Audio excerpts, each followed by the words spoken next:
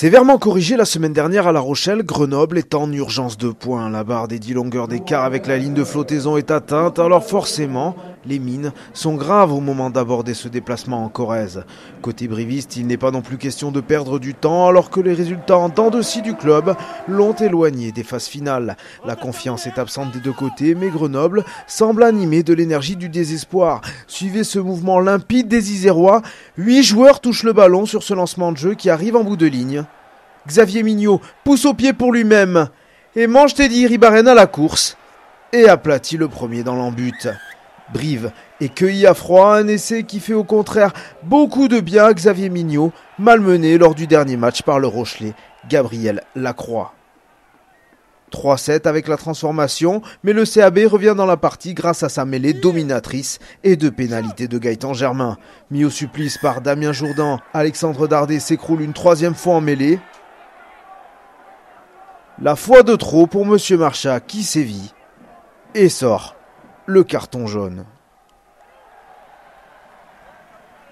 Au but, le meilleur réalisateur du championnat inflige la double peine à Grenoble avec une quatrième pénalité qui porte la marque à 12-7. Ce sera d'ailleurs le score à la pause. Julien Ledevedec rentre au vestiaire avec ses partenaires.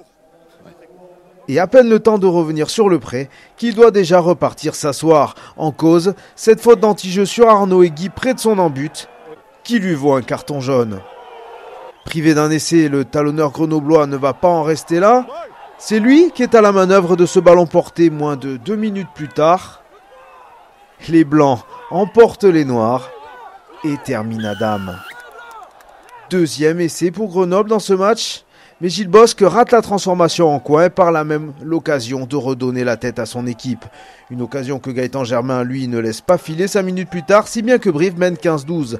Mais les Coujous vont une nouvelle fois se faire surprendre par une accélération plein acte de Fabrice Estebanès. Il est bien relayé par Charles McLeod, qui va trop vite pour Teddy Ribaren. Et non, vous ne rêvez pas, troisième essai pour Grenoble, qui à ce moment du match a le bonus virtuel en main. Fabrice Estebanès, l'homme du match côté isérois, pense avoir mis son club sur les rails du succès. 15-19, puis 15-22 après une pénalité du nouvel entrant Jonathan Wisniewski.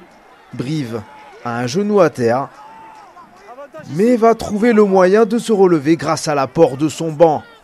Fabien Sanconi franchit la ligne en force 2 minutes à peine après son entrée en jeu et permet à Brive de recoller. Germain loupe la transformation, 20-22 et Wisniewski tremble à son tour quelques minutes plus tard. La fin du match est électrique. Koya Malbolé, le meilleur briviste, charge et pousse à la faute Rory Grice.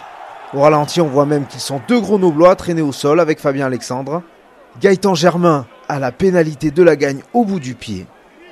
Et il la passe sous le regard du banc briviste, congelé mais soulagé. Car oui, Brive va s'imposer d'un tout petit point, 23-22, score final. Grenoble est passé tout près de relancer la course au maintien et forcément le point du bonus défensif est un bien maigre lot de consolation.